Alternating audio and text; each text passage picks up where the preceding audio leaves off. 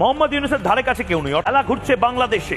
দেখুন, আমাকে কেন এই কথাগুলো বলতে হচ্ছে, তার কারণ বাংলাদেশ সার্বভৌম। প্রতিবার করে যদি আমেরিকানরা এসে পাকিস্তানিরা গলায় গলায় বন্ধুত্ব করে, ভারতবাসীকে আমি এই কথাটা জানাতে চাই, এই মুহূর্তে সুখে আছে বাংলাদেশ। বুঝলাম না, হঠাৎ করে ময়ূকের মুখে বাংলাদেশের প্রশংসা কেন? না বাংলাদেশের উন্নতি দেখে তাদের গা জ্বালা পড়া শুরু হয়ে গেছে? বাংলাদেশের সাথে ভারত সুসম্পর্ক বজায় রাখতে চায়, কিন্তু আপনাদের কাজে কর্মে তো তা মনে হয় না। তাহলে তো বাংলাদেশের এই পরিস্থিতি দেখে চুপ করে থাকতে পারে না ভারত। আমাদের বাংলাদেশ থেকে শিখতে হবে। এশিয়ায় যুক্তরাষ্ট্রের অন্যতম ঘনিষ্ঠ মিত্র হিসেবে পরিচিত ভারতের জন্য এসেছে দুঃসংবাদ। দিল্লির জন্য আরো বড় ধাক্কা এসেছে ওয়াশিংটনের পক্ষ থেকে। বিশ্বমোড়ল যুক্তরাষ্ট্রের সাথে সম্পর্কে ভারতকে পেছনে ফেলে আবারও এগিয়ে গেল বাংলাদেশ।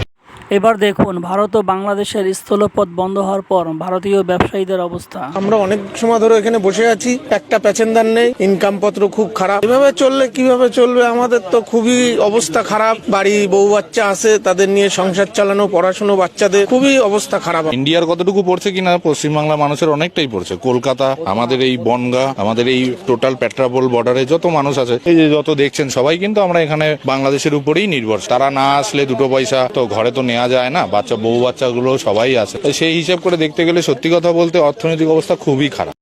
তার দাদা, আপনাদের হকার মিডিয়া এইসব কি দেখে না? তারা তো বলে আপনাদের ছাড়া আমরা চলতে পারবো না। এখন তো দেখছি আমাদের ছাড়াই আপনারা চলতে পারতেছেন না, না খেয়ে মরতেছেন।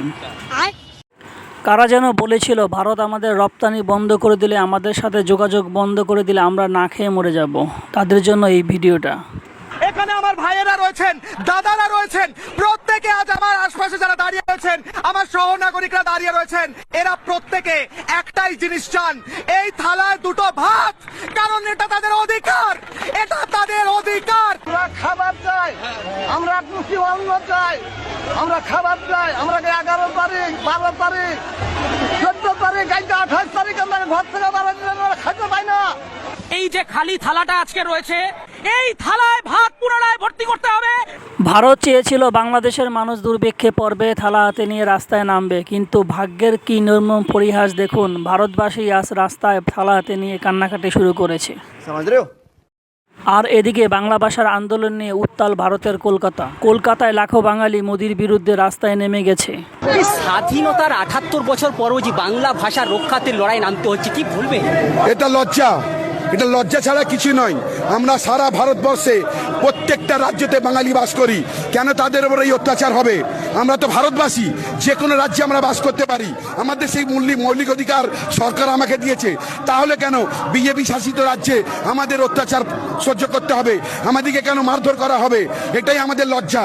আমরা কি ভারতের নাগরিক নই? কেন আমাদেরকে বারবার প্রমাণ দিতে হবে যে আমরা ভারতের নাগরিক নই? আমরা বাংলাদেশি। আমরা যারা পশ্চিমবঙ্গে বাস করি তারা কি বাংলাদেশি? এটা বিজেপি আজকে সব জায়গায় বলে ভোটকে কেড়ে নিতে চাইছে, বাংলা সর্বনাশ করতে চাইছে। এটাই আমাদের বাংলা সর্বনাশ করতে চাইছে। এটাই আমাদের জন্য আজকে আন্দোলন, শুভঙ্কর সরকারের নেতৃত্বে আমাদের আন্দোলন। এবং আগামী দিনে আমরা সারা রাজ্যে তীব্র লড়াই দেব, তীব্র আন্দোলন করব, বাঙালি যাতে তার জায়গায় সম্মান ফিরে পায়। গতকাল যে ঘটনা ঘটেছে গুরুগ্রামে, যে পোশাক দেখে পোশাক খুলিয়ে চেক করা হচ্ছে, রোহিঙ্গা না বাংলাদেশি।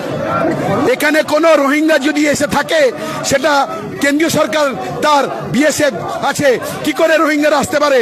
এটা একটা দাগিয়ে দেওয়া হচ্ছে বাঙালিদিকে যে বাঙালিরা রোহিঙ্গা।